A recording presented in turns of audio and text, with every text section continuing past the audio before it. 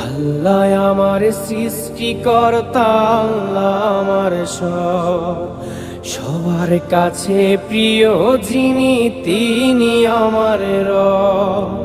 দুনিয়া করব সবাই আল্লাহর ইবাদত, দুনিয়া করব সবাই আল্লাহর ইবাদত।